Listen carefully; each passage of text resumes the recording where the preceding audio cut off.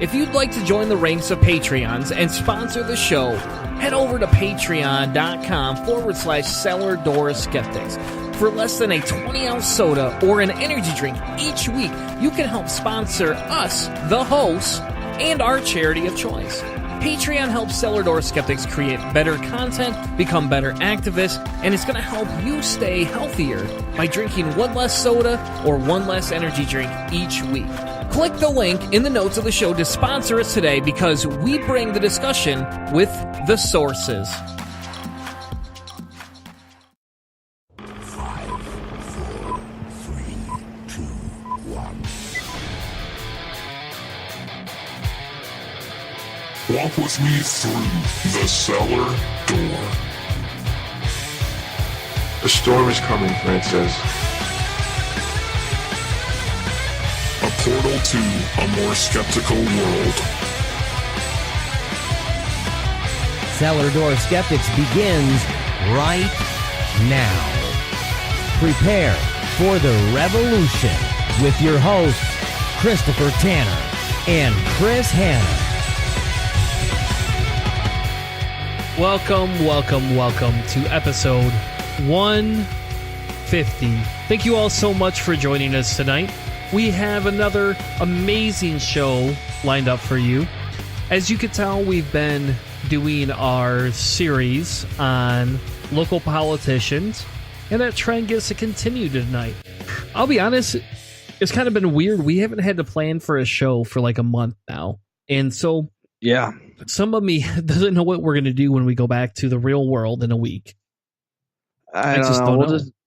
We'll just dive through the updated news Google search function or something and see what kind of conspiracy the mass media is trying to pawn onto us, us mindless liberals who listen to everything. Right? That's all I've been hearing lately with all the violence and all of the horrible things that have been going on. It's just, it's everything is conspiracy. It's not as bad. It's not the same guy. That's not a guy.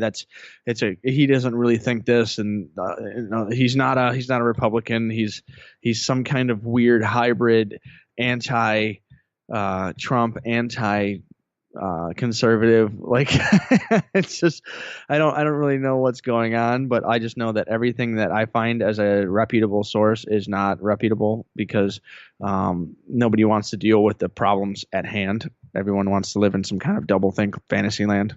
Yeah, that's exactly true. And, given what's happened the last couple of weeks, I mean, we've promised to be, focusing on local politics, promised to have conversations about that.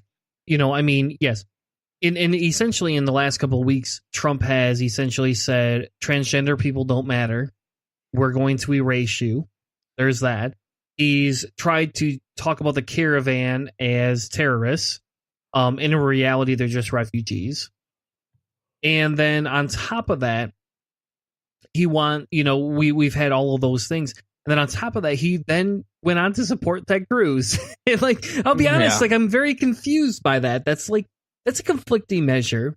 It is. His Ted Cruz support is kind of like, yeah, I guess.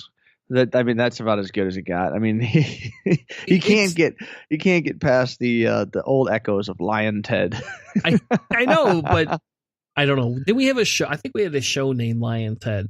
I think so too. Well, and when Ted got really mad and he said like, don't mess with my wife and kids. Cruz got mad. He got almost as mad as he did when Alex Jones was egging him on to his face in Congress. I don't know if you saw that video. Alex Jones was just absolutely egging on Ted. I have never seen Ted as angry as he was when Trump was like straight up calling out Ted's wife for being weird looking or something. I mean, some horrible thing that Trump was doing during the campaigns. Now they're best buds trying to keep Texas red because Beto O'Rourke is he's making a serious move. I keep seeing polls that say he's up a couple, he's down a couple. I think it's within the margin of error, and whoever can get the most of their demographic out is gonna be a big winner in Texas. Exactly, and so as we get into the show tonight, there's a couple of things. One, next week, I don't know if we're gonna go. We talked a little bit about going live next week, just for the election results. I don't know if that's gonna happen or not. I honestly don't know. It's too early to tell. Next week, technically speaking, is a go live for a software that I've been helping to implement at my company, and I may not be around that night or not. If I'm around, we have to worry about if it's going to be like a 4 a.m. Like some of this stuff could be so close that it will take until the next day to count. The call. You're right. So we don't know. Next week's show either will be a live show or we're going to we'll have a Wednesday show, and it just kind of depends, based on my work schedule, what's going to happen. I may be out in Lansing a couple days next week, ironically enough, just with the implementation for this software or not. I don't know. So either which way, next week will obviously be coverage of the election. And then after that, we'll kind of be back to our regular schedule of talking about science, politics. We are going to do a local segment, I think, every week that we'll be prepping for. And I, it's kind of one of those things. That's what we committed to. And I think with some of the connections we've made with some of the local politicians, I think we'll be able to find some local groups that we can help endorse. So if you like maybe even follow up if any of the people we talked to won. Do a follow up, in a few weeks, months, or once the hoopla all wears down, maybe they'll follow up with us and talk more when they're actually in position. Exactly. But tonight, we have two focuses. The first focus is going to be talking about Prop 2.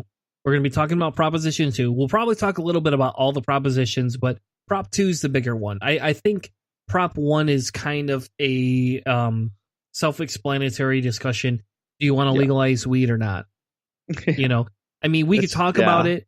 There is some opposition to it now. All of a sudden, they're having a debate. Wednesday, October 29th, I believe, in Grand Rapids.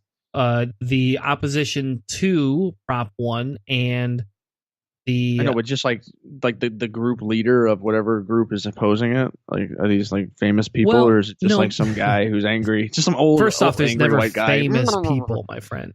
None of them are famous. There's actually a guy that I worked with on Decriminalized GR that is going to be part of the discussion. Honestly, that's how I heard about it, was from that. The other people that are going to be talking about voting no, and this is going to be moderated, in fairness, by TV13, but the people voting no is going to be Shelly Cole Mickens from Network 180. No idea who she is. Scott Greenlee, Healthy Productive Michigan. Don't know who he is either. And then, of course, Kent County Prosecutor Chris Becker. Yeah.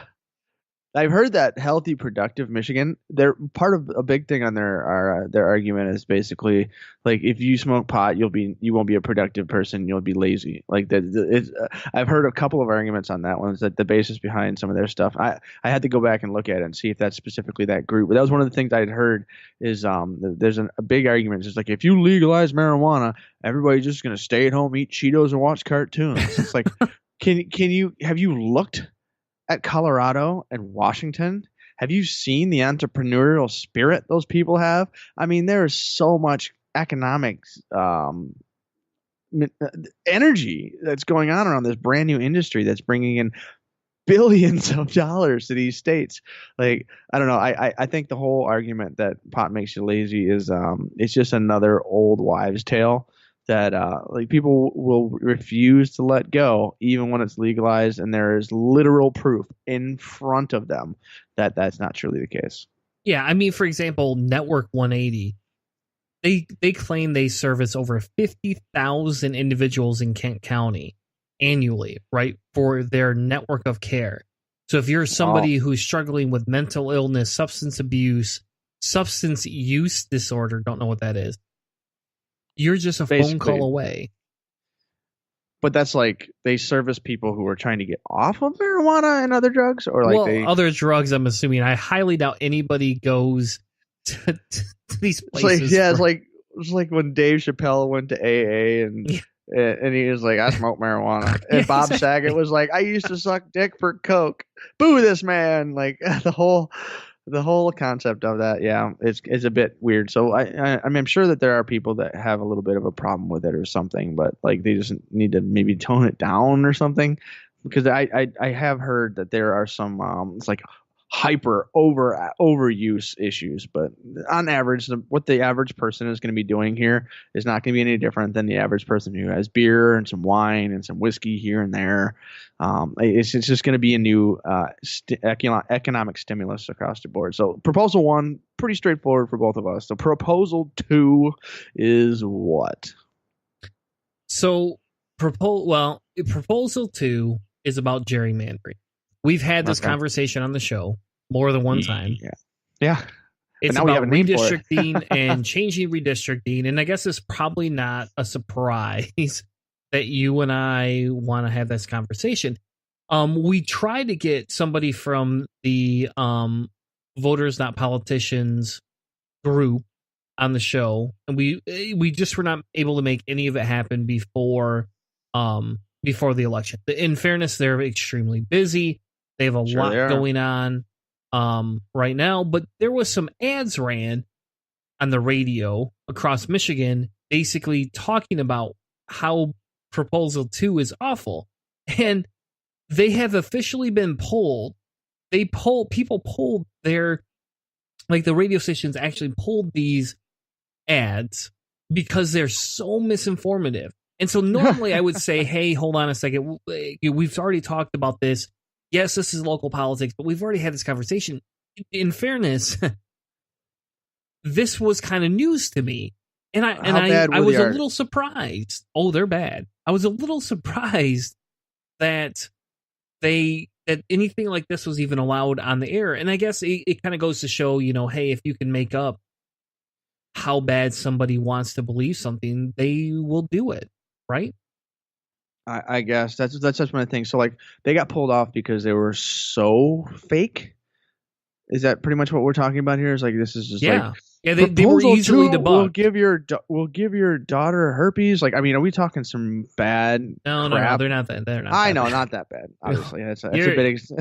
Stop being a GOP candidate here and embellishing that much. Don't call me Ted. I'm not a liar. You're not lying, Ted. All right. So, like, do you have an example, like maybe one thing of these things that was like ridiculous? 'Cause I haven't heard them. I didn't hear the article or the bad ads. Did you hear any of them? Yes. They basically claim that Prop 2 wants to write a blank check to the members of Independent Citizens Redistricting Commission created under the proposal, and that they can spend whatever they want to spend to redistrict.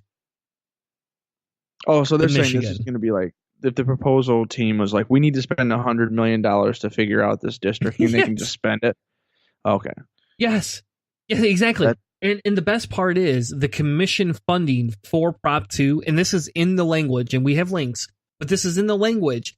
It has to be approved by the legislator and is subject to veto by the governor. So, like, inside of the language of this bill here, this proposal, right, it talks about that. So they ran, like, literally a false ad. I mean, I'm sorry, but, like, any ad that says you can write a blank check, but they didn't put the caveat that the governor can veto this, it's beyond me, So, basically, if the proposal gets accepted, then it goes to the legislature. They get to make any changes or modifications to it, then vote on it. And then the governor has to sign it. So this is a 3-pronged thing. So this proposal vote is kind of like the start of this whole thing. I think that's basically how it goes. It's for what I remember from the way the state government runs, because the like Prop 1, they basically the legislature had 2 options: either to put it to a vote for the people to vote on it, and then it would just go back to the legislature, or they could just legalize it right out of the gate. With Prop 2, they basically said, okay, if the people want this to be a law, then they vote on it, and then it comes back to the legislature, I think. Is that basically how this one's going? No, I don't. I guess I'm confused at what you're asking. Well, that's what I'm saying. Is Prop 2, if it like what you were saying there, it has the language can be modified, and then it can be vetoed by the governor. So if the people vote on Prop 2 completely on unfiltered, no. That's just the funding. Oh, the funding. We're just talking just the funding of looking at and redistricting an area. No, so the proposal is on the ballot, and if it's voted and passed, it's law, and then the funding itself is manipulable by the legislature and by the governor. Yes. Okay. Yes. So that you can't just go, hey, we're going to put $100,000 or $100 million to look at Kent County. You can't do that. You can send it to Chris and Chris over here at Cellar Door Skeptics, and we'll tell you exactly how you need to district. Yeah. So essentially Prop 2 talks about this. They talk about amending the Michigan's Constitution to put an independent citizens redistricting commission together of 13 voters in charge of drawing election maps. The solution will give Michigan election maps that are created through a fair, impartial, and transparent process. They call it FIT. Fair, F. Voters will draw election maps, not lobbyists or politicians that cannot give one party or candidate an unfair or disproportionate advantage. So essentially what they are saying is that this redistricting commission cannot be made up of politicians or lobbyists. So if you work for a lobbyist, you cannot join this commission. You cannot be on it. The current process is politicians and lobbyists approve their own maps where they are free to manipulate districts with very loosey-goosey guidelines. The solution would fix this. The maps will be drawn through compromise by the committee, which is going to be made up of Democrats, Republicans, and independent voters who don't affiliate with either party. And there's criteria for that, which we can get into if you want to in a few minutes. The T in FIT is for transparent. Right now that you can tell that politicians and lobbyists get to draw maps behind closed doors, and there's no sort of public input. So they don't have like a meeting you can go to protest at, you can go talk to them at.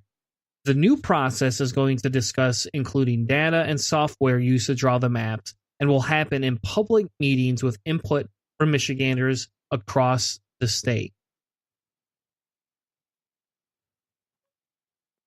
Yeah, that sounds pretty straightforward. I was just trying to basically there's 13 people that are going to be in this committee, and the idea that there's like a lack of accountability or something is kind of funny because 4 of those people come from the Conservative Party and 4 of them come from the Progressive Party, and then 5 of them are going to be independents, and these are going to be people that are going to be essentially removed from both parties, and there's background checks and everything that's going to be happening there. So we're going to the idea that there's no accountability from the voters on this one is going to be kind of ridiculous, because if you're in the Democratic Republican Party, you're going to be able to have some kind of control as to who is going to be appointed to these positions as far as each party is concerned. And then obviously we have the independent people. And so what I'm trying to do right now is I was trying to look up to see who gets to select the independent committee members. Did you see that on yours at all? So they have some guidelines, I guess. Essentially the commission will have the 13 members, right? And what they're going to do is the Secretary of State was going to mail applications to 10,000 randomly selected registered voters. In addition, any registered Michigan voter can apply as well to serve on the commission. The applications are going to ask for different things like your address, what you are registered to vote, basic demographic, political party affiliation, those different types of things.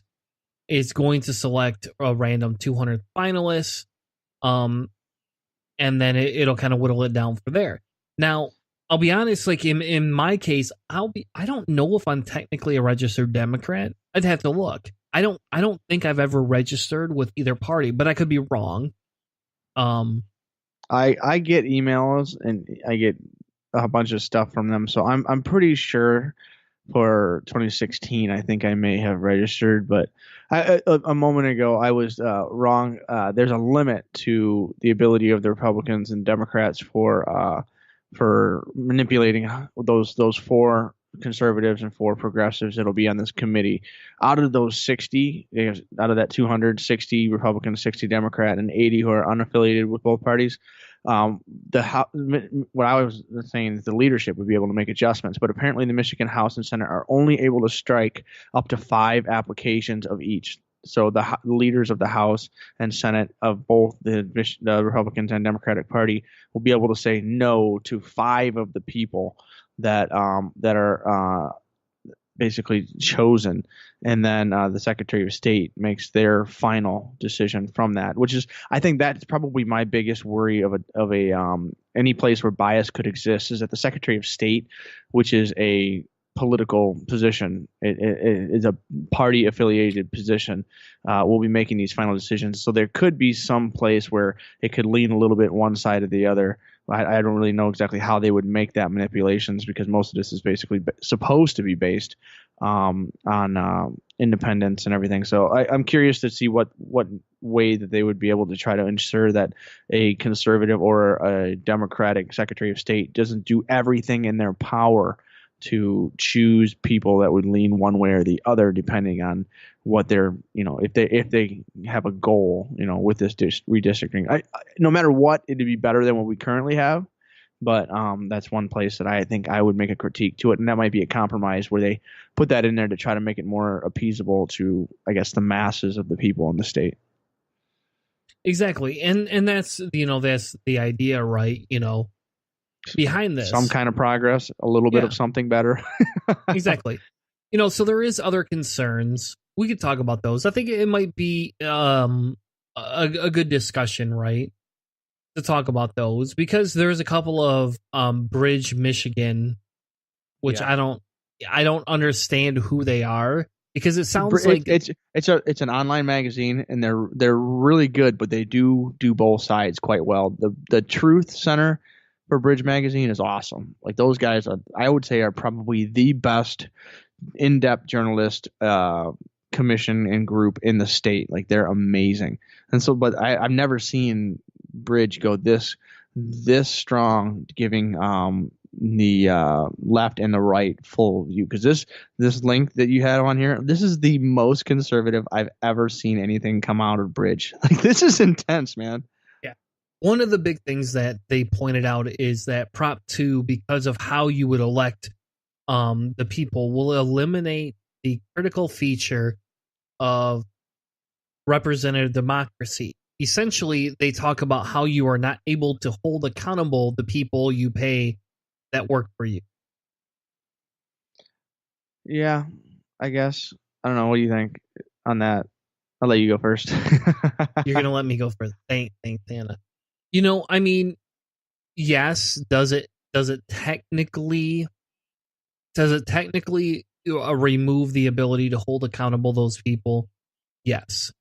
I think the difference, though, is here, right, is the fact that of all the safeguards that they put in, they have a way to put safeguards in so you're not being bought out, so that you're not going to have basically unpaid or hidden lobbyists inside of there.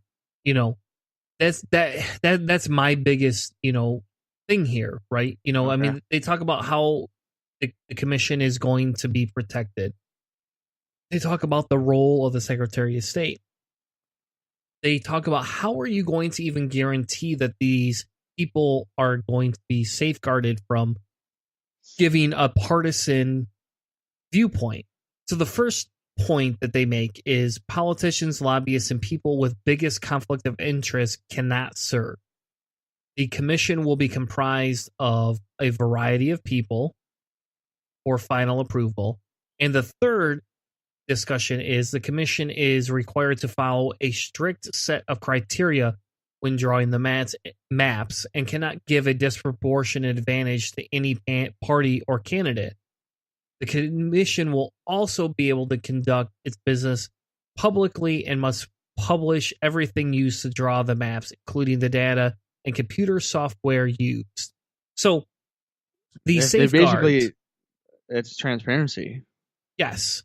And I get that, not always is transparency good, right? I mean, or hold people accountable. I mean, look, we have 45 in office. who is an obvious white nationalist, for Christ's sake. And yet he's still in office and nobody's done anything to take care of him. Hopefully November 6th will do a lot to put a dent in that. But I get that, right? I get the fear. I get the understanding that, hey, how are you going to do what you're going to do? You know? I think where I go on this one is that with the independents that we're talking about here for the few of those people, like how deep are they going to go? Because that's what you were talking about is how can we be sure that these people will be impartial or not overly one way or the other? And that's kind of where like the person who selects the independent committee members, the 5 independent ones, they can kind of lean a little bit one way or the other.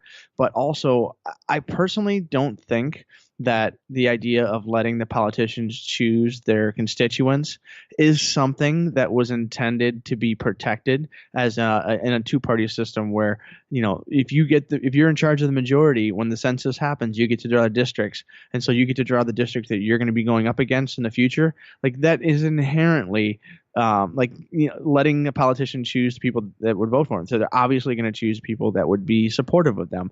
I think there's something about the contest of politics that the founding fathers of the Michigan Constitution, as well as the national Constitution, would think that that's kind of wrong. I think it's supposed to be a competition of who has the best ideas. It's supposed to be healthy competition. I think the transparent nature of what they have here, so you have to disclose everything. All of the computer data, which is something that I really, really think is important here because these kinds of models should be very scientific. I mean, they really should. And so I'm thinking that we need to have good information as to the scientific information that these people are using to draw up this district. Because if you just put random Bill, Bob, Joe up and stuff them into a room and tell them to redistrict, they have no idea about anything. So I'm curious as to, you know, what kind of depth they're going to teach these people as far as what they're looking for in their applications. So this could be something that we really need, get a little bit more information for once they're ready to start doing the selection. But the people should be involved in this, and the transparent nature, letting us see the code and the programs, and hopefully it'll be very easily accessible through the FOIA, Freedom of Information Act information and stuff like that. Hopefully this will be clear and clean, because I think this is something that people are going to vote for. And I hope it goes as far as it does, as we expect it to. I bet you and I probably think this is going to be like just click on a folder and see everything. I don't think it'll be that clean and easy for us to watch them do it. But I really do hope this is a very hands-on, interactive thing for everybody in our society in Michigan, as opposed to that behind closed doors thing to whoever's in charge, whatever party is in charge just has free reign. Yeah. Exactly. And another one of the arguments that, and this is probably the largest one, and this is the one, in my opinion, that's geared towards your GOP voters who don't want your taxes to go up, who don't want to spend money on anything. I mean, for Christ's sake, today, it was funny, my wife brought to my attention an article in Zeeland, in one of the Zeeland local Facebook groups, right, that was talking about they're going to put a roundabout in. It's going to cost money. It's going to take some of taxpayer dollars in Zeeland, and people are complaining about it. The difference is there's no discussion about the safety features. They just care that it's money being spent, and they don't like a roundabout, therefore they shouldn't have to spend money, right? I don't need that science. Yeah, the article, exactly. And why are they not arguing about what is the roundabout going to do to help, this area? They don't care about that. They only care about there's money being spent. Typical GOP conservative garbage. This article from Bridge, Michigan, and I'm sorry, for me, this is the first time I've ever heard of them. I'll never, ever probably, enlist this website again. Just based on this one article. Links. It's a good site. I'm sorry, but inside of this last article, they talk about, and this is fake news right here. They talk about how much money it's going to cost, right? They talk about it being 25% of the Secretary of State budget, which is roughly $5 million. Okay, that's fine. That's a discussion that we need to have. They also talk about how much money for a salary, right, per se, is going to be put into place for all these people. Now, if you actually look at what the document says, it is $5.5 million, but it's only for the years the commission is active. Guess how many years out of a decade that commission is active? 2. Exactly. So, if you do the math, that's $5.5 million every twice every 10 years, right? So it's every 5 years. Well, it's 5.5 for each year that they're active. So Yes. in 1 year they'll use 5.5, and then they won't use anything again until the next year they're active. And so it's $11 million total in a decade, or Yes. is it 5.5? Oh, it's $11 million in a decade. It is $11 million in a decade. Now, the reason I have a problem with the article here is because they make it sound like they're going to make 40,000 or more every year. That's not true. That is 100% false. Yeah, these people won't be hired unless they're redistricting, and then redistricting only happens every 5 years, is it? Yeah. So think of it this way: if you were hired, Hannah, to do this, if you were, well, you can't because you're a registered Democrat now. But if you were, let's just pretend you're not registered at all. If you were hired to do this, you could only get rid of your job for 1 year, and then you would have to go find something to do for 4 years. So it's not even like they need to. Yeah, they need to specify that these people aren't just going to be perpetual employees of the state. Yes. And that's my problem, is the way they make it sound out. And this is what turned me off to that whole article, is the reason I have a problem with this, because they made it sound like it's going to cost $5 million per year, or 25% of the budget every year. That's not true. Yeah. It's only literally every 2 years. And so if we want to do the math, right? Let's say we want to do the math. Yeah. So what's 5 million? What's 25% of a budget at 5 million, right? That's $4 million, right? It's 25% of 5 million. 25% of the budget is $5 million. So that's $20 million a year, right? Oh yeah, not 20% of the 5. Yes. Okay, yeah. So that's $20 million a year. $200 million spent every year. So if we just take their numbers and say 10 divided by 200 million, we're talking about less than 5% of the budget for that 10-year period is spent on this, not 25%. So, and I would say that, let's say $10 million out of 200 million, and we have what would be considered a fair and impartial election. I think that's something I would put my money into. Like if you're asking me something that I would say, okay, I would like my tax dollars to go to, is to ensure that our taxes or that our elections are kind of fair. Yeah. I'm okay with that. Exactly. So what this article feels like is GOP money now all of a sudden a little worried about what could happen to change redistricting and how it could affect them. And the way I see it is this. Yes, will it affect the GOP? It's also going to affect Democrats too. I'm not going to say that it's going to always affect everything in a positive light. We may lose out from this, but at least it'll be fair. That's the discussion point here, is not that I worry about the Democrats are going to win. It's that this will become a little bit more fair. We're going to level the playing field. This is like a discussion to start eliminating lobbyists and other politicians who are being paid on the side to do different things from the conversation. Yeah, definitely. I think I figured out part of the issue is the one that you don't like. Is that the redistricting proposal is confusing and bad for Michigan? Yes.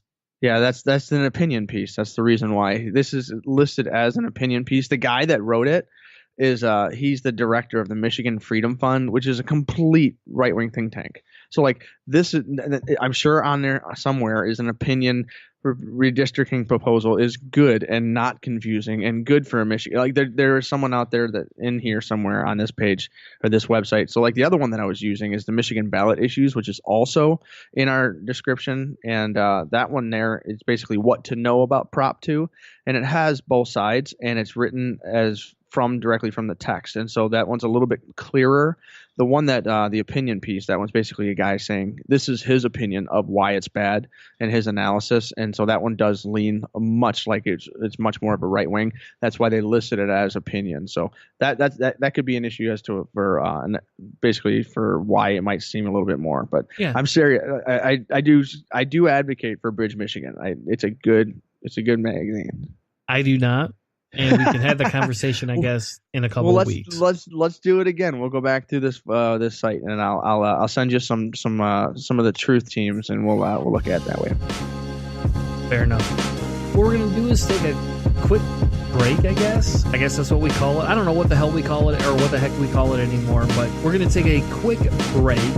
And when we come back, we're going to be talking with Mark Ludwig for 80th District Representative in Michigan. We'll be right back with more Cellar Door Skeptics.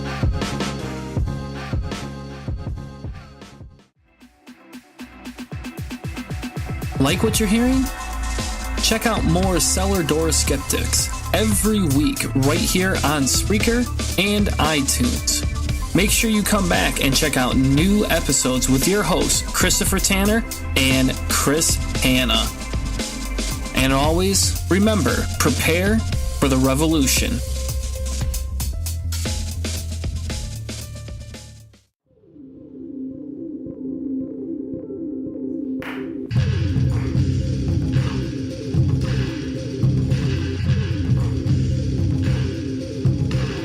Skeptics, as we continue on our journey to talk with local politicians, to endorse them, to help get their names out to the public.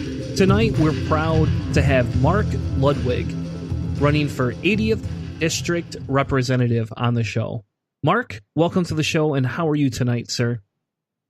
I'm happy to be here, and I'm doing very well. Had a nice weekend.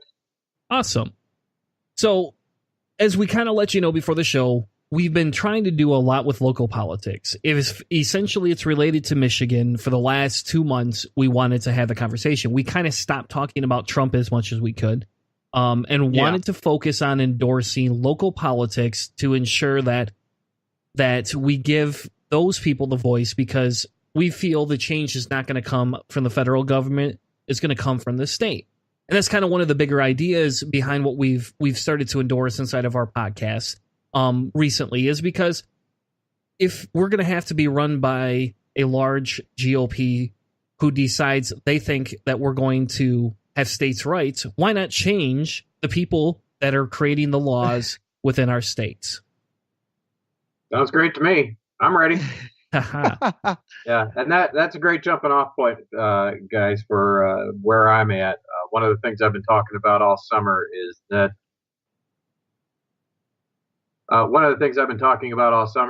we don't have to wait for the feds to get it together to have universal health care. If you look at how Canada got it done, it started in Saskatchewan. It didn't start in Ottawa. And I don't see any reason why our lovely insurance pool of $10 million isn't plenty big enough to put a reasonable single-payer system together and just get out in front of the feds. Yeah. And, that's kind of funny. That's kind of been an on-running theme. Tonight, I think you break away from that theme a little bit with your background, but a lot of what we've been talking with the other candidates is single-payer healthcare, creating some sort of healthcare for everybody else. And, that seems to be one of the big topics. And to me, while we look at some of these other candidates and what they're focusing on the GOP side, education should be our top priority. Because if we don't start educating the youth and getting them out to vote and getting them out to understand what's happening in society, we're going to continue to have people like 45 in the presidential office. Education, of course, is critical. One of my other big ones is to go ahead and bring our per pupil funding up to equal, basically, across the board. Right now, we've got a hangover from the reforms of the 1990s, where we took away local control of funding and essentially set some brackets at the state level with a promise at that time that sooner or later we'll get to the point where we're giving everybody the same amount per pupil. Well, there's been an entire generation of kids and more gone through their public school education without getting that equalization done, and it's time. It's about $700 per kid for a district like Fennville, where I was on the school board, as compared to Saugatuck. And I'm sure there's additional needs for certain districts, urban districts, large geography districts, where, there may have to be some other funds set aside, but there's no reason we can't at least start with that parity. Definitely. One of the things that when we've been talking to people, essentially, is we've had a bunch of people on that have been educators. And so what's kind of your background into getting started in this? Do you have a background in education or in agriculture or business? What kind of brought you to where you are now? I have gotten around quite a bit in my career. I got interested in agriculture when I got my degree in environmental issues from Michigan State. I took some soil science classes. When I moved over to Wisconsin, after a couple of years, I found myself again in school, getting a degree in grass-based dairy farming from the University of Wisconsin short course. Um, and I've done a lot of practical hands-on agriculture. I milked cows for a living for about 18 months. Ran a small blueberry farm here in West Michigan and did some blueberry crop scouting. We've kept cattle on our own farm for about a dozen years now. Um, so lots of work with agriculture, and I'm currently involved with our soil conservation district as the vice chairman, and I've either been on the board or an employee of theirs for the past 10 years. My other real kind of bright spot for background was growing up with my dad, who's a professional toxicologist. He was involved with really getting the whole ecology movement going, as a young man, and he's still, kind of poking around in that stuff to this day. So I've got a lot of background in some of these hot button issues that are really popping up in Allegan County right now. We've got a tremendous water contamination concern over in the Otsego area, and another concern about potentially soil contamination from the paper mills that were over there for decades. And of course, this PFAS thing that's popping up has a lot of people concerned about, just what has been done with our groundwater resource through the years. As far as education, when I can't find anything better to do, I've been a substitute teacher. I've been doing that on and off for 25 years now. Wow. So I certainly have some idea of what it takes to actually run a classroom instead of these folks who, the last time they saw an inside of the classroom was when they, went to parent-teacher conferences. It's like a lot of other things, it sounds easy until you go and actually have to get it done. But, the people who are out there on the front lines, they're the ones who really know what's going on out there. And I certainly had a lot of contact with them through the years. Yeah. And that's funny. I did not know that you were a substitute teacher. I did not find that on your website. That's amazing. So you do actually continue with the educator mentality. So that's, a couple of the other people that we have had on have either been past teachers that have retired or are current teachers or have taken an absence to get into politics. Yeah, and certainly, you look at Garnett Lewis or Christy Allen, who I think you guys have had on, and they'd both be fine additions to our government. I don't want to take anything away from them. I guess my, part of my advantage, if you will, is that I've gotten around. I've done a lot of different things through the years, worked in a couple of different kinds of factories, done a lot of different things. I've got this big mouth and I talk about politics all the time. So I tend to change jobs a lot because of that. I think another of the interesting things is the farm, right? I'll be honest, I don't see very many farmers voting or claiming to be a Democrat. We'll just put it that way. That's not a common theme, especially in your area. I would not have expected that. Yeah, it's been very interesting, and having knocked around agriculture for quite a few years now, and that's not unique to West Michigan, even though West Michigan, of course, is quite conservative. Most of our, especially larger farmers, tend to identify with Republicans, and I think some of our smaller farmers are a little more likely to be Democrats. And I think, frankly, they've got some pretty good reasons for that. If you talk to the average urban citizen, and unfortunately a lot of the people who would identify as liberal or progressive, they have some rather peculiar notions about what goes on down on the farm, and it doesn't take very much to get that kind of last bastion of independent persons who have that being the farmers, that whole Jeffersonian ideal of those people being something special. I think that's correct. And I think they've kind of looked at the left and gone, these people don't know what they're talking about. And often, frankly, I look at the left and I'm like, these people don't know what they're talking about. I had a tremendous back and forth with the Sierra Club trying to get their endorsement this year, and I won't go down this road that they want to go down that says, well, every big farm is bad. There are big farms that are run very well. There are big farms that are not run very well. There are small farms that are run very well, and small farms that are not run very well. And because I've been out there in the business, I can see that nuance a little better. I think I could actually reach out to our farm community a little more effectively than people who haven't been involved, who can't talk shop about, what these folks are actually up against.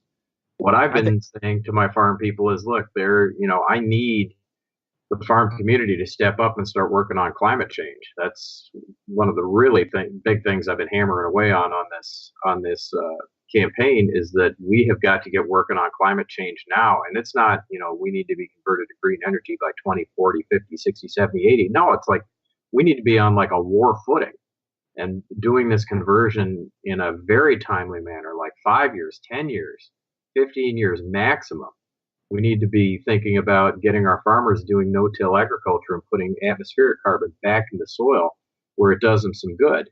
And these are, I'm kind of getting this all hands on deck mentality, and it's, that means we've got to reach right. We got to get that farm community involved with some of these more progressive ideas, and we got to do it in such a way that they actually want to participate. And I think that's very possible if you can get past, some of these fanciful ideological notions that both the left and the right have latched onto. Yeah. I was just going to ask real quick, that was one of the things I wanted to ask you about from the beginning, is that how difficult is it going to that fully organic? You see these sustainable farms and I guess scaling them up into the larger ones, because what you were saying, bringing atmospheric carbon back into the soil, and there's a lot of really good things that people have been doing on small farms, restaurant farms, that are able to make these things fully sustainable, year-round producing things, or at least when it's extreme cold, they're essentially keeping the soil full of bacteria, so that as soon as the thaw happens, you've got production, you've got things going on in the soil that help with the ecology. Is that something that can scale up? I'm just curious if that's something that you guys would think would be able to be a leader at. Maybe Michigan can be a leader in creating a larger scale of that type of farm.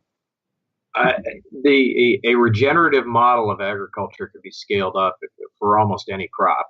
You refer to these small restaurant farms, very like a French intensive or bio-intensive farming that really has been around for a long time. If you look at those models, a lot of them rely on importing a tremendous amount of biomass from outside the cropped acres in order to practice that kind of intensive farming. Nothing wrong with that, but that's got to come from somewhere. Now you take and you look at your cornfield, your soybean field, bringing in those kinds of levels of organic matter really isn't realistic. So you got to grow it in place, or bring it in maybe as animal manure from a livestock farm. If you go to a no-till model, where instead of disturbing the soil regularly with these really incredibly violent instruments that dig down 4 inches, 5 inches, 10 inches even, and disturb that soil profile, if we can leave that intact, a lot of the carbon that is naturally going to accumulate through biological activity is not then subsequently lost due to the disturbance of the soil. If that goes on long enough, you also get a porosity going on, micropores from freezing and thawing, very small spaces between the soil particles, and macropores, things like worm burrows. Those big nightcrawler worms, those guys will live 6-7 years and dig quite an impressive burrow that can move a lot of water down into that soil and allow that soil to maintain its ability to exchange gases without having to tear it up all the time.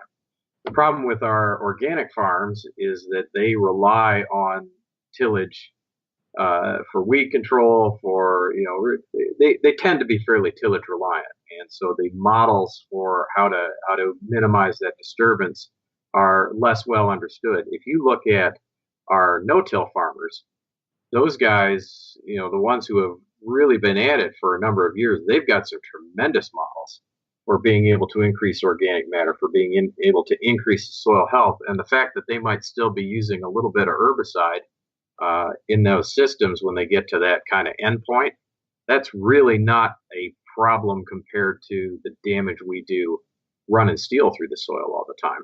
So it's not really a matter of organic. It's not really a matter of a specific crop or changing crops up substantially. It's a matter of maintaining cover, maintaining green growing plants all we can through, for example, through cover cropping. These things can build a tremendously resilient system and put an awful lot of carbon in the soil without having to go down that road of being organic or switching to some kind of alternative crop that a lot of our farmers have never heard of. When your lead thing with these farmers is, I want you to take your millions and millions of dollars worth of investment and I want you to switch to something totally different, which is some of our activist groups put out there. That's a total non-starter. It's an almost insult to these guys. It's like saying, well, you don't know, you, Mr. Farmer, who you're probably 50 to 60 years old. If you're average in this country, you don't know what you're talking about, and da da da da. Now you want to approach it as, look, we want you to think about going no-till, something you've heard of before. You might have talked about it. You know somebody who does it already, and there's a foothold you can get toward a true sustainability that's already right there on the ground. It just needs somebody to push it forward a little bit more aggressively than we've done in the past. Someone like you, it sounds like. That's awesome. That's one of the best farm science segments I've heard from any politician. You really have your background information there. That's awesome. I just wanted to know, because going through your website, like, everybody can find it, ludwig4allegan.net. You can see his information, and we'll include that in our descriptions. But I saw this agriculture information on the page, and I just was curious if I could poke at it. So it sounds like you got your stats down, man. This is great. Well, and you've also got to be realistic about where you live. This is a top 100 hog county, meaning of the 2,000 roughly counties we've got in the country, we're in the top 100 for hog production. In fact, we're pretty close to being in the top 50. Wow. And we have these tremendously large and agriculture segments that really kind of hold up this county's economy. There's some manufacturing in this county, a little bit. There's, there's of course the tourist industry and all that, but man, agriculture is a huge pillar, and a lot of money comes in here because of it. Yeah, and that's, growing up, when I grew up in Ohio and moved to Michigan when I was 15, and some distant family members of ours that lived up here actually had me help work on a farm for a little while, and I worked at a farmer's market as well for, I don't know, probably 10 years almost on the weekends. And so it's kind of one of those things where, I grew up, not in the farming community or understanding it, but I grew up, in a farm, and it was kind of funny. We used to get all these people would come in and they'd be like, well, why is your stuff better? And we could explain, well, the freshness of it, all these other things. Yes, you're going to pay a little bit more, but you're helping boost the local economy versus importing all this stuff from another, area. And then all of a sudden the people came in, probably about 5 years before I stopped doing it, and talked about organics. And why is your stuff not organic? And why don't you have, get rid of all your GMOs? And can you tell me which pesticides do which? And at first I bought into it. And then after a while, I kind of started to, look into the science behind it and understood that, hey, some of this stuff doesn't make sense. These people are just throwing this out there because it's like that boilerplate that they heard, either online or from some other, organization that says, hey, you should buy mine because it's 100% natural. But this whole natural thing doesn't mean crap in the long run of things. Yeah, and I'll agree with you up to a point. I'm really glad that actually the organic industry has been out there experimenting with different methods. And frankly, if a farmer can find a way to convince the city mouse to pay him more for his food, I'm all in. And I like us to look at science. I like us to look at those things, but some of it's marketing, and I'm okay with a modest amount of marketing. I think what's more important though is to start thinking about how the broader farm community can serve some of these public goods, such as making sure that our ecosystem services, and it's a big fancy word for things like groundwater recharge, or oxygen ending up back in the atmosphere and all of that, that those things are progressing forward. And these aren't really, they aren't at all theoretical, and it's hardly a special interest. We've had farm groups sued down in Iowa because there's so much nitrate in the Raccoon River that the water plants drawing on the Raccoon River couldn't clean it up anymore. We had to shut down water plants in Toledo a couple of years ago because we had these tremendous algae blooms. I mean,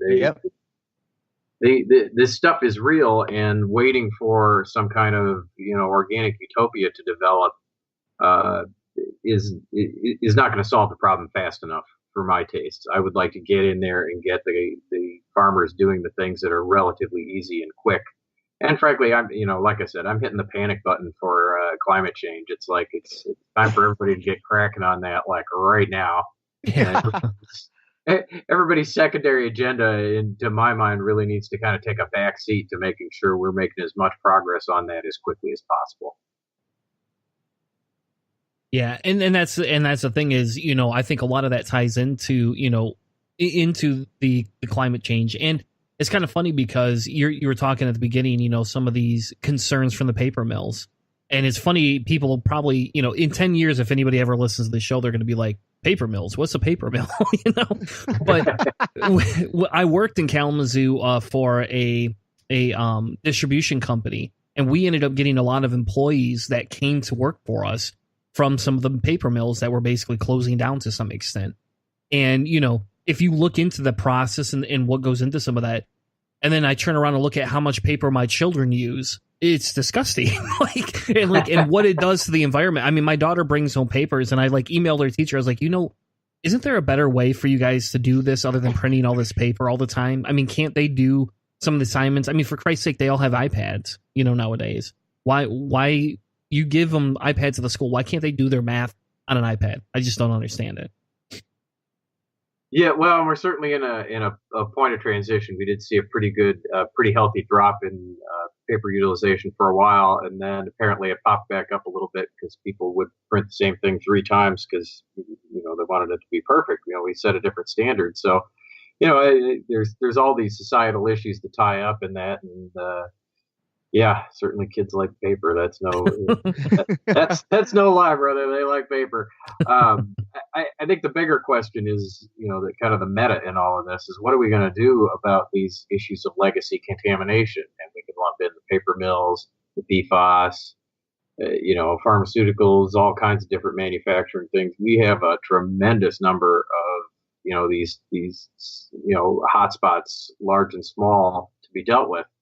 Here in Allegan County, we've got, the entire Kalamazoo River is a Superfund site. They've been cleaning that thing up for 28 years now, and they still haven't made it to get to the Trowbridge impoundment, which is held back by the Trowbridge Dam. The Trowbridge Dam is 120 years old, and it looks like something out of a, bad Civil War reenactment movie. And it's holding back all of these sediments.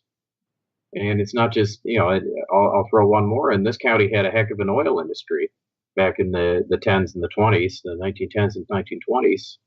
And there's crud behind that dam from those periods as well. We are, and we're this excitement in Otsego about these legacy contamination issues has been really great for kind of alerting people to the fact that this stuff is still out there. Even though they haven't been making PCBs for 30, 40 years, they're still out there buried behind these dams. And we got to do something about it. What really worries me about the Trowbridge Dam is, what if we have one of these climate change storms like they had up in Houghton this year, 7 inches of rain in 4 hours, or try 14 inches of rain in 8 hours, Yeah. And put that on top of a 120-year-old Trowbridge Dam and maybe blow that dam. We blew up a dam in Breedsville, which is just off to our south a little bit here a couple of years ago, wiped out a bridge and some road, made a big old mess. And that was a tiny little dam, just a local village impoundment. The Trowbridge Dam holds back a huge old impoundment. And yeah, it's stuff like that that really makes me think we need to reshuffle our priorities fairly drastically on the environmental front and get these things taken care of. Well, you mentioned the pharmaceutical end of things. It kind of ties in a little bit into your healthcare aspect, because I'm curious. We talk about healthcare, and I mean, You're probably pretty progressive on that end.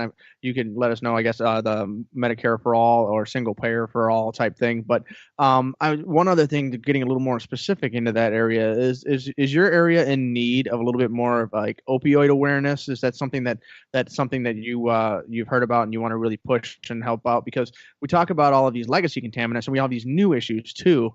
So I was just curious what you've got on that end. The opioid thing, of course, comes on, the better part of a decade of a meth crisis down here. Yeah. So this is nothing.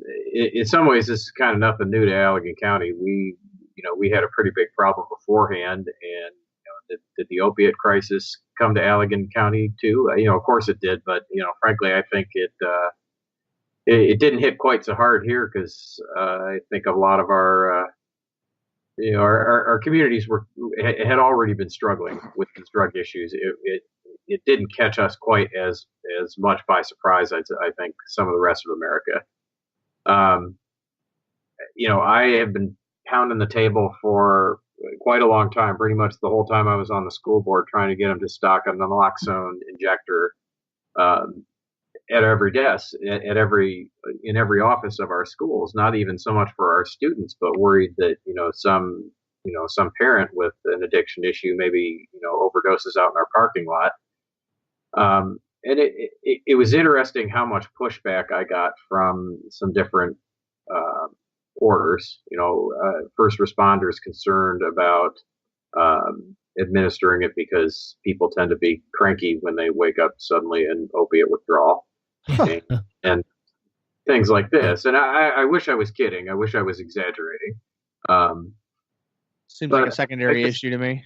Well, yeah, and I guess we leap forward a few more years, and now everybody's kind of on board with naloxone and being able to get people who are overdosed off the mat. But we've still got a big problem, and I think the broader problem, to kind of zoom back again, there is we've had these rather puritanical views of people using drugs, and we had it in the 1920s in this country for alcohol, and that didn't go very well. Yeah. And went ahead and repeated that same model, with fairly aggressively starting in the 50s and really up to today. And we've had a little bit of change in thought on that, frankly, because I think a lot of nice suburban people started getting addicted to prescription narcotics, and it kind of changed the social dynamic of who an addict was. Mm-hmm.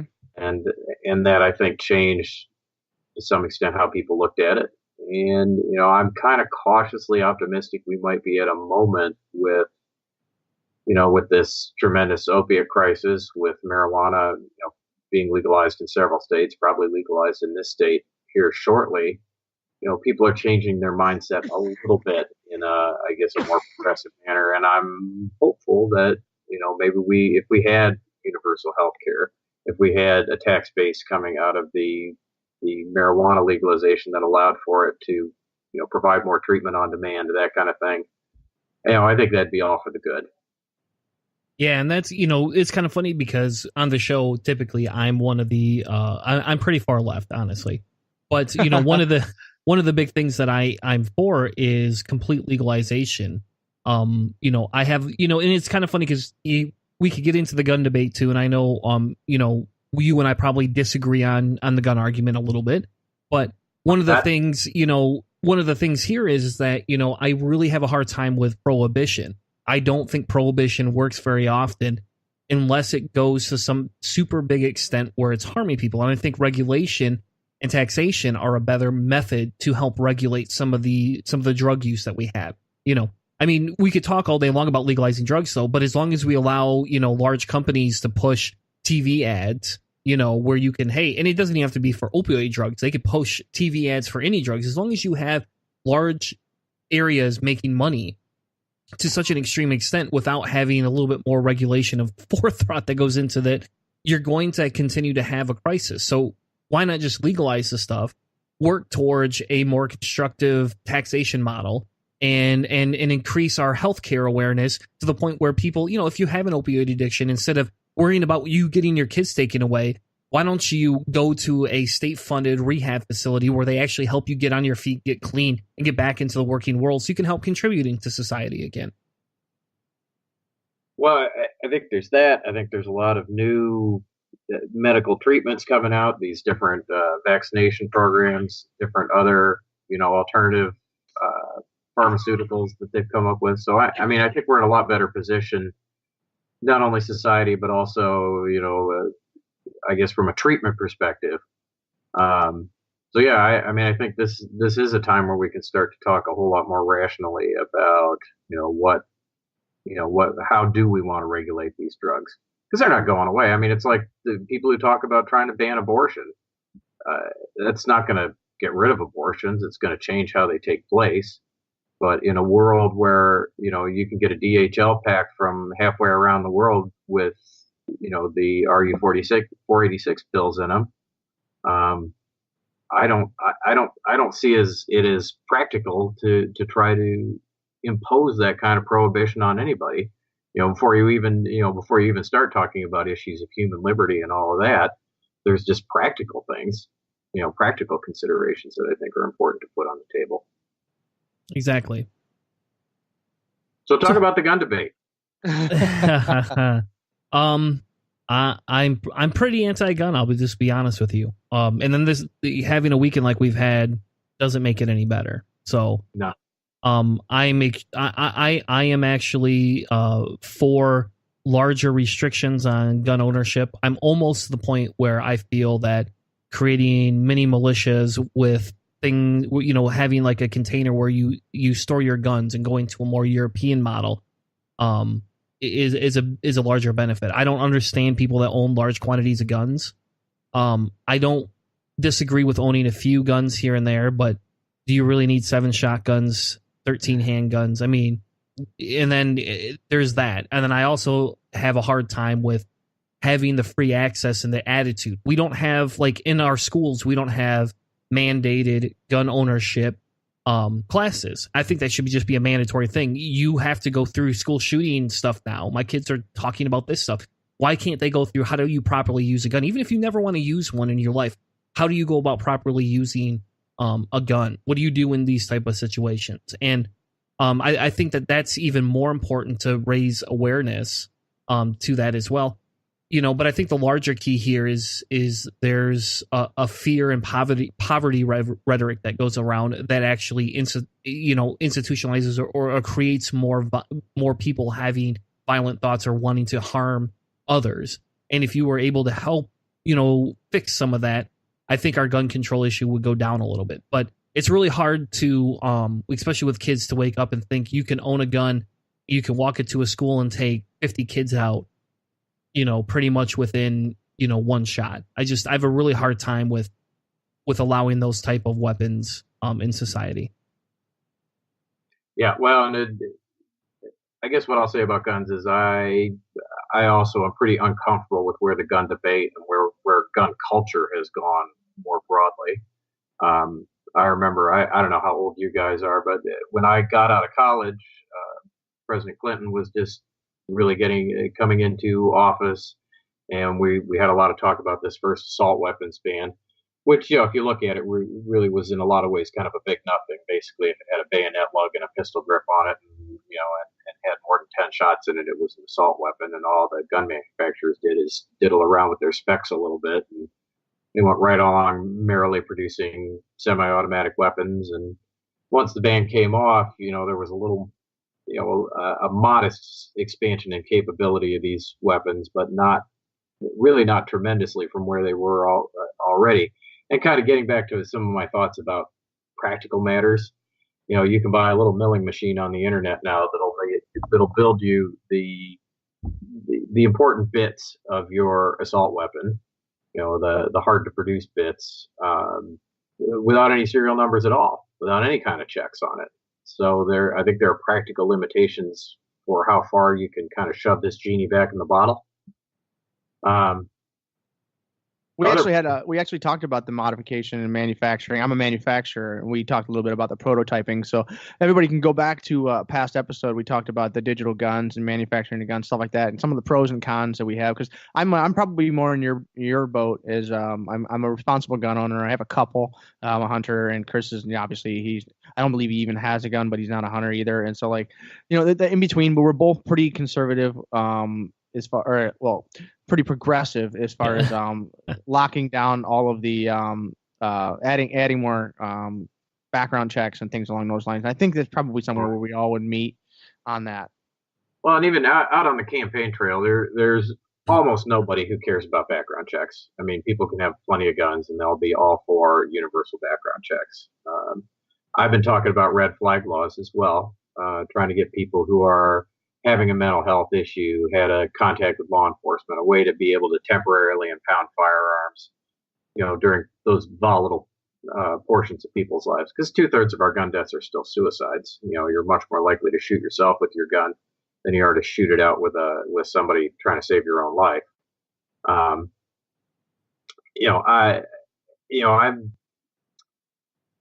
hemming and hawing because it's a difficult issue. It is a difficult issue, and I don't pretend it isn't. I just think the practical matter of trying to round up these guns and get them back somehow are so difficult at this point that you're better off looking at trying to identify people who shouldn't have them and get them out of their hands. And I think one of the few things the GOP gets right is a lot of this has to do with mental health. The problem is that they can't figure out a way to deliver mental health care to anybody. Yeah. They can't even figure out a way to, they're trying to repeal it. They're actively trying to repeal a lot of sources of it. Well, right. And they've been successful in this county. We've lost 1/3 of our public mental health professionals in this county in the last year or so because of screwing around with Obamacare and uncertainty in those markets. And it's been pretty difficult here in Allegan County, and I don't think we're alone. Honestly, if the right is going to continue to insist that this is the only answer in better mental health care, then we really ought to insist that they pony up, get enough cash out to actually put the mental health care system back together. And while we're at it, let's get some counselors back in the schools so that, it's somebody's job in those schools to be thinking about mental health kind of writ large for our kids. Wow. Beyond that, I think it is very reasonable to talk about, modest restrictions. Can we say going forward, we're not going to sell 100-round drum magazines for AR-15s, which you can buy? Can we say, maybe until you're 21, you can own a basic bolt action deer rifle, you can own, a shotgun to go hunting with, but, maybe you don't need an AR-15 until you're a little bit past those high school, college years, getting out into the world a little bit more. I don't think those kinds of things are so unreasonable that they're going to really upset the right wingers to the point of going totally bananas. The problem I see is that the rhetoric's so hot right now that, if you pass a law tomorrow that said, all right, you gotta hand in your AR-15s for $500 a pop. I think first of all, a lot of people would suddenly have sold their AR-15 to some guy they don't know who it was. And you'd have a heck of a run on 8-inch PVC pipe down at the store, and that stuff would just get buried. And and furthermore, you guys want to go get those guns? You want to go knocking on the door? Hey, bring out your guns. Yeah, not really. Yeah, I'm not really. I don't think your average county sheriff wants to go on that mission. So there's some practical considerations that make kind of sweeping changes difficult. You really do have to start thinking about how to mess around with the variables we currently have, and I think mental health's a big one of those. Yeah, I agree and I disagree. I mean, you're right. I don't want to go rounding them up either, but at some point we can create a strict law that says no more. None of you all are going to get no more. You got them. You could keep them for now. We'll discuss that point going forward, but we're going to stop the landslide and the onslaught of all these guns. And I can tell you the myth of the good guy with a gun is that it's a myth. It just doesn't happen often enough to even logically use that as an argument. No, I think really you almost have to just talk about firearms in terms of personal protection. I think this idea that you're going to carry it with you everywhere and you're going to interrupt mass shootings. I think that is a big fantasy. I think you're right on that count. Yeah, I mean, for Christ's sake, we just saw 3 shootings in 1 week, or 2 shootings in 1 week, and where the hell are the good guys with the guns? Well, there were good guys in the guns. They had blue uniforms. There you go. Still got shot. Yeah. Trying to take that guy down. It is what really worries me is that if you reach some point of saturation where 2 or 3 people reach in their pocket when a mass shooting starts for their gun, well, now you got 2, 3, 4 people blazing away, and they don't have a T-shirt on that says "I'm the good guy." Yep. There's no way for the cops to sort out who's who if they step into the middle of that. So it really, I'm kind of with you guys on that one. I think that one's a little bit folly. Yeah. Well, as we wrap up the show, or wrap up this segment, I guess I should say, there's a couple things I always ask everybody to do. One thing is to plug exactly where they can find you, how they can help out, and then also make sure that you plug any events that you have coming up. I think we only got a week and a half left till election time, but hey, if you have any other events that you want to promote, you're welcome to do so. Well, great. Thanks, guys. I really appreciate the opportunity to come on tonight. As far as how to get a hold of us, it's ludwigforallegan.net on the internet, and that can take you right to all the social media and to your opportunity to donate. If a bunch more money came in at this point, we would be buying more radio time with it on better radio stations. That's kind of where we're at.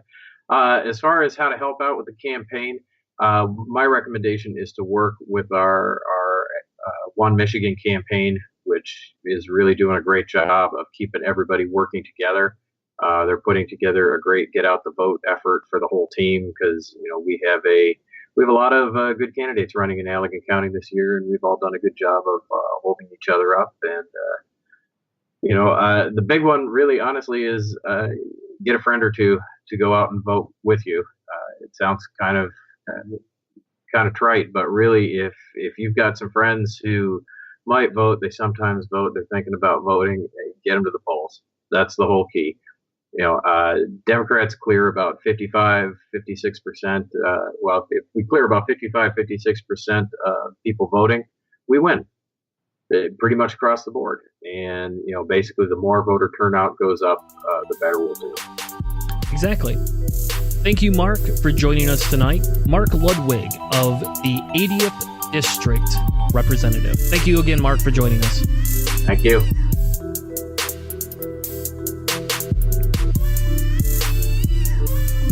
Considering how you want to help Cellar Door Skeptics, head over to iTunes or your favorite podcast app and give us a rating, because every rating helps push us in front of new listeners. And since our main goal here at Cellar Door Skeptics is to provide the most accurate information possible, we hope that more ratings will mean that more people get to hear the topics that we're presenting. We don't insist that we get a 5-star rating, but Hannah's favorite number is 5, and the more gold stars he gets, the more special he's gonna feel. So what do you say? Head on over to iTunes or Google Play, give us a rating, and help engage with Cellar Door Skeptics today.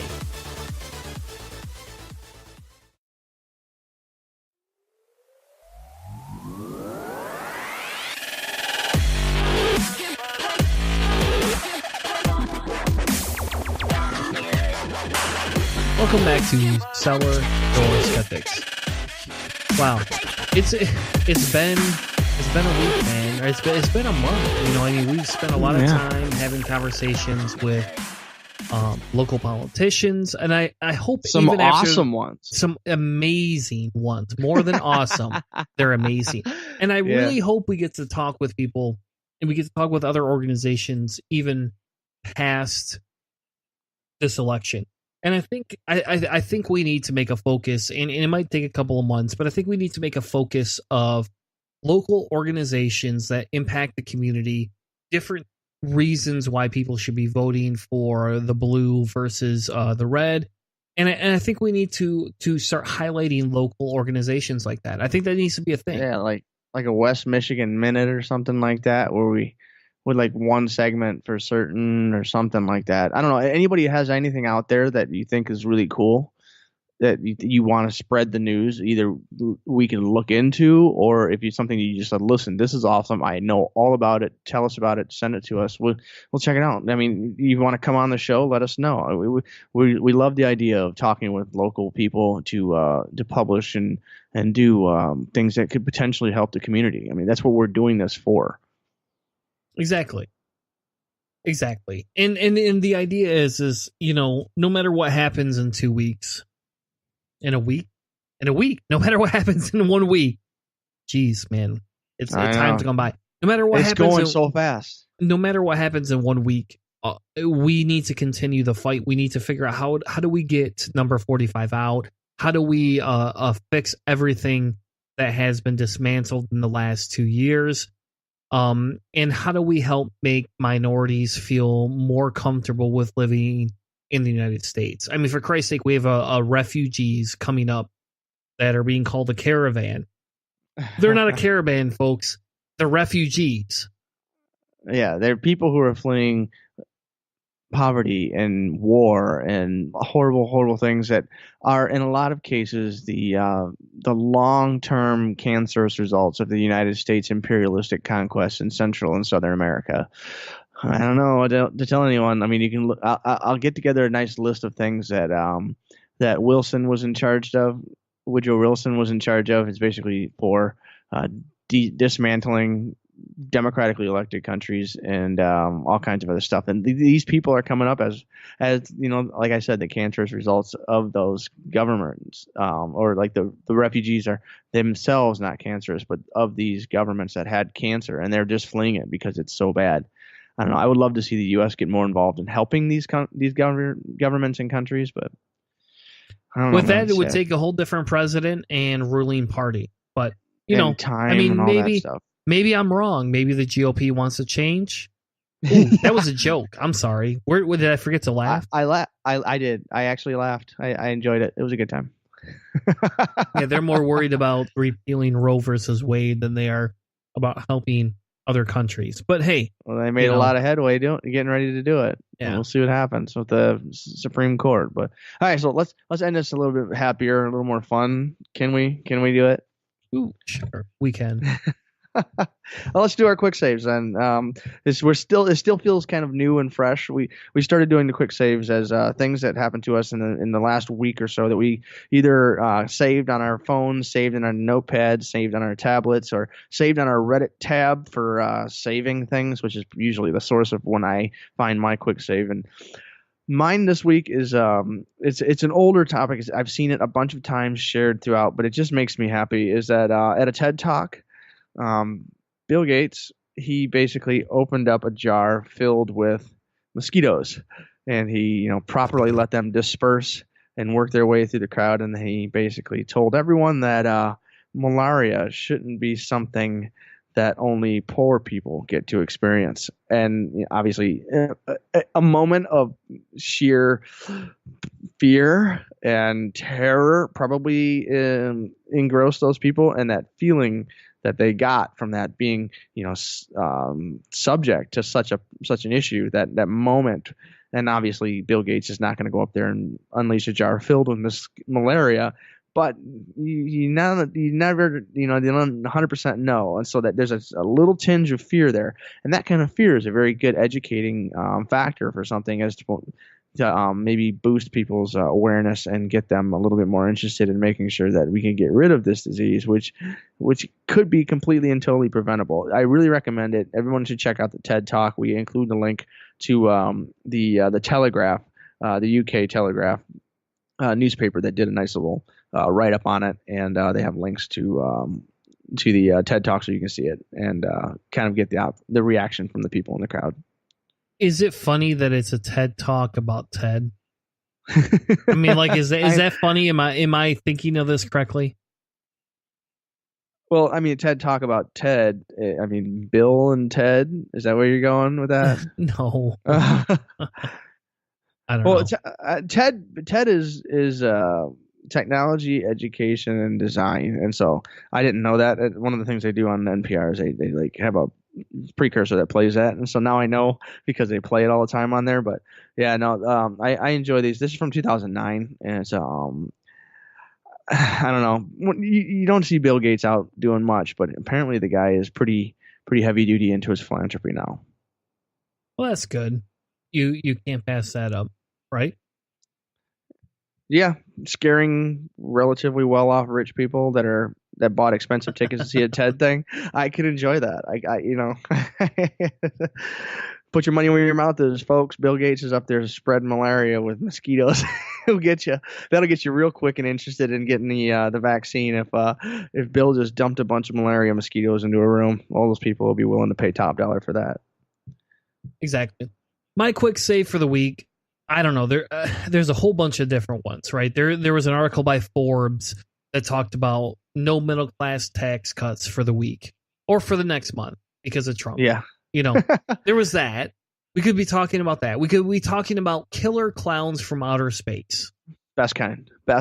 We could be talking about that. We could be also talking about, there was a meme that went around about not smoking in the car with your kids, right? We could be talking about that. But in reality, for me, the bigger thing here was a day ahead with my daughter, right? It's probably not unknown to the show that I really like Studio Ghibli, and I really like the artistry. I like Japanese anime geared towards children, and I like the messages that come from them. And I get maybe the designer, right? And I don't even want to pronounce his name because I don't think I can. Hannah, you can attempt it if you would like. No. That's just off the top of my head. All right, you got to repeat that. I think it's Miyazaki. I'm looking him up again right now to see. There you go. I'm pretty sure that's what it is. Miyazaki. Yeah, Miyazaki, right?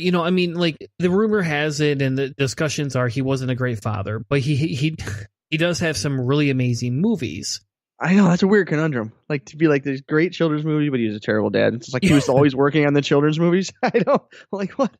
Yes, and maybe he shouldn't have been a parent. That's a whole nother topic. But what it is the reason I like a lot of his movies is they're very anti-war.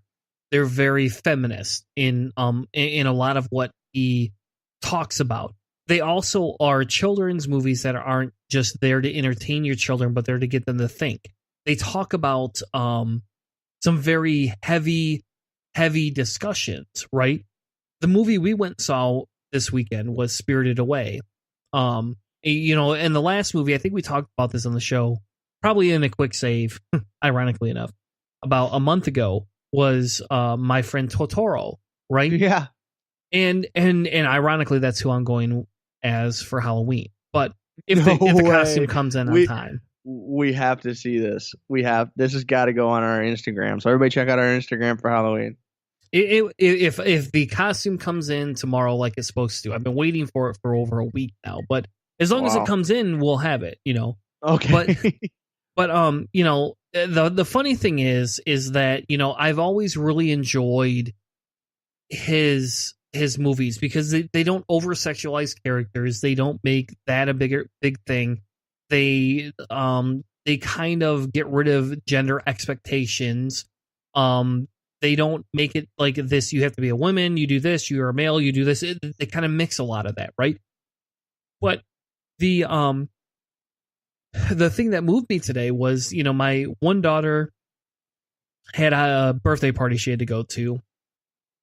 My son had a bunch of homework that he had to get done. My wife had to take my one daughter to that. So it was just me and my youngest. And we went and saw this. And we left early. We drove all the way out there.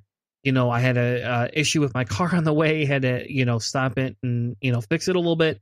And then we get out there and we're early. We get some popcorn, some pop, she wanted a slushie, and we're sitting down and we're watching it. And she looks over at me and she goes, "Dad, this is the best thing that's ever happened. I love you so much." And it's like, "Oh, really? We're just seeing this movie." She's like, "Nope, you really like this movie. I really like this movie. This is going to be a good time." That's cool. Yeah, and I just sit there and you just kind of go, wow, and we're watching through the movie and she's like, she's scared. Like she hugs me at the right times. She's laughing at the right times. She's, holding me. She eventually wants to sit on my lap for it. That's cool. And that's, we could talk about, what's happened this week and what articles we want to save and read. For me, it was all about family this week. For me, it was all about being with my youngest, talking with her, explaining the situation, and talking through why I like this movie. I got to explain the reason I like this movie is because this little girl went into a horrific situation where she had to make her own way, where she had to be independent, where she had to basically look at the past and say, I'm going to be this new person, and I'm not going to look at the past in the same way. I'm not going to look back. One of the ending of the movie, they tell her, hey, don't look back. The only way you can cross back into reality is to not look back. And that's so true, right? We could talk about, how we want to change the future, but we can't look back. You and I can sit here and say, hey, Nazis are wrong. We have to look forward, though. We have to say, we're not going to accept this type of behavior. We're not going to accept these type of people in office. We're not going to accept all these other things that are happening in society right now. How do we change that? And that was the conversation I had with her today was the ability to say, hey, we can look at new situations as new challenges, as new ways to grow our personal lives. But we can also look at it as new ways to change the future for others who are not as privileged as we are.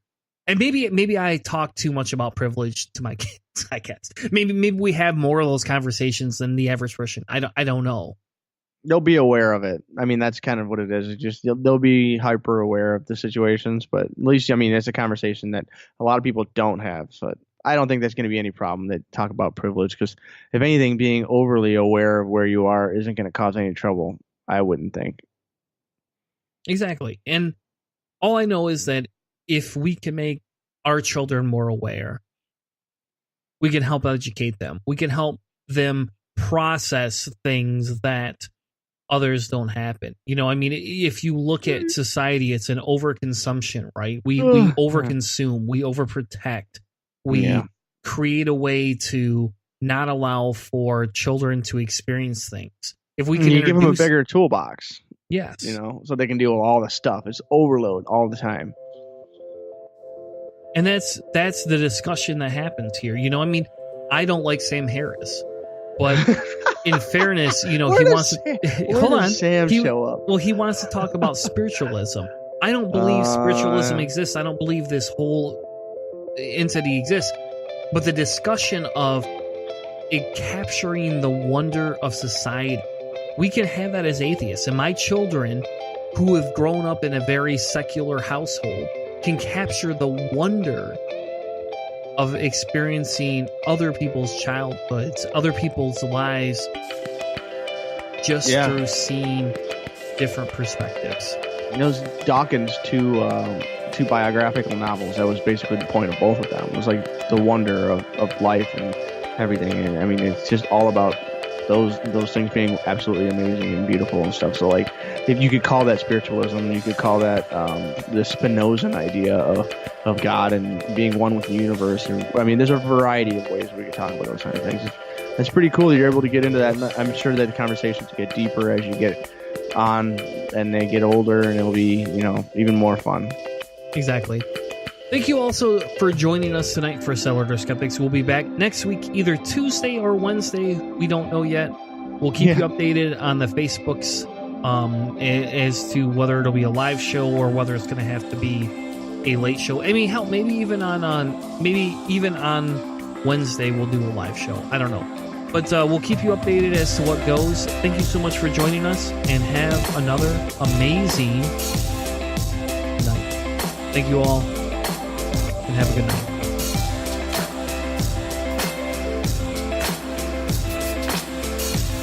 You've been listening to a presentation of Cellar Door Skeptics.